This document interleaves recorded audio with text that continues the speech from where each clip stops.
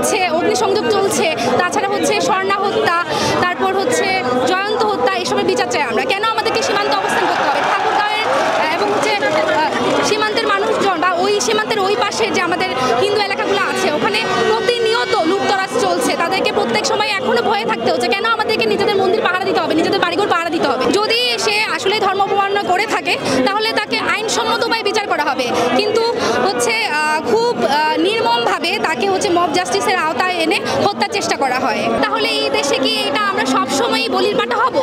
এটা কতদিন চলতে থাকবে? সেই 1971 সালের পর থেকে যেই সরকারই আসুক না কেন, সংখ্যালঘুদের নিয়ে কিন্তু সবসময় রাজনীতি হয়ে আসছে। এটা আপনারা খুব ভালোভাবেই জানেন কেন বলা হয়।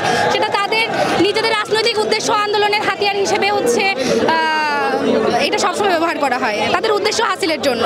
আমরা তো ভারত থেকে আগত কেউ, আমাদের 14 পুরুষ কিন্তু এই বাংলাদেশে। আর বাংলাদেশের ইতিহাস যদি দেখেন, বাংলাদেশে কিন্তু হিন্দুদের সংখ্যা প্রথম থেকেই গরিষ্ঠ হিসাবেই ছিল।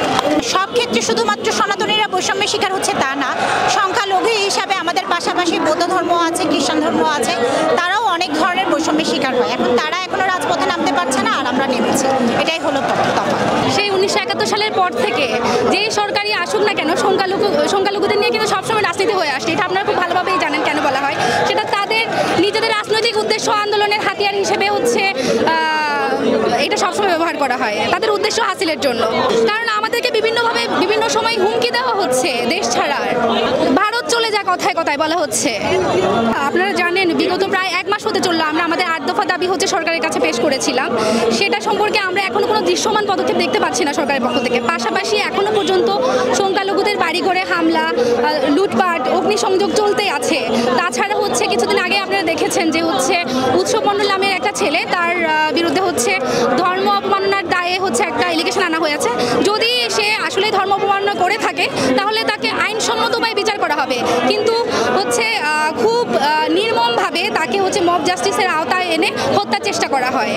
তাছাড়া বিভিন্নভাবে গুম হচ্ছে, অগ্নিসংযোগ চলছে, তাছাড়া হচ্ছে স্বর্ণা হত্যা, তারপর হচ্ছে জয়ন্ত হত্যা, এসবের বিচার চাই আমরা। কেন আমাদেরকে সীমান্তে অবস্থান করতে হবে? ঠাকুরগাঁওয়ের এবং হচ্ছে সীমান্তের মানুষজন বা ওই সীমান্তের ওই পাশে যে আমাদের হিন্দু এলাকাগুলো আছে, ওখানে প্রতিনিয়ত লুটতরাজ চলছে। তাদেরকে প্রত্যেক সময় এখনো ভয়ে থাকতে হচ্ছে। কেন আমাদেরকে নিজেদের মন্দির পাহারা দিতে হবে, নিজেদের বাড়িঘর পাহারা দিতে হবে?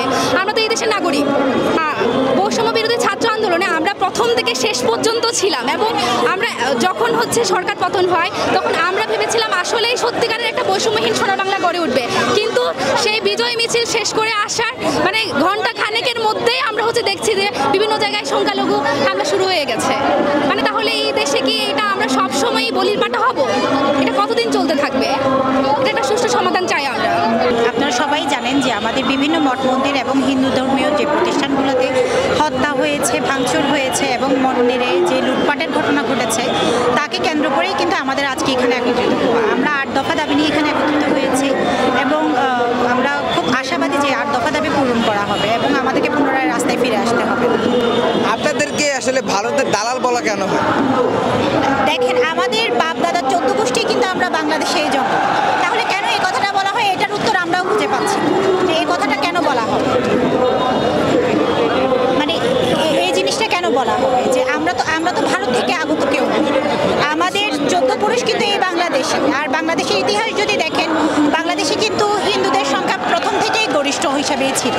সব ক্ষেত্রে শুধুমাত্র সনাতনীরা বৈষম্যের শিকার হচ্ছে তা না, সংখ্যালঘু হিসাবে আমাদের পাশাপাশি বৌদ্ধ ধর্ম আছে, খ্রিস্টান ধর্ম আছে, তারাও অনেক ধরনের বৈষম্যের শিকার হয়। তারা এখনো রাজপথে নামতে পারছে না, আর আমরা নেমেছি। এটাই হলো তফাৎ। আপামর জনগণ যতদিন পর্যন্ত না সনাতনীদের সম্মান দেবে এবং একই দেশের নাগরিক হিসাবে গ্রহণ করবে, ততদিন পর্যন্ত এই বৈষম্য চলতেই থাকবে। সত্য, বস্তুনিষ্ঠ ও নিরপেক্ষ দৈনিক জনবাণী।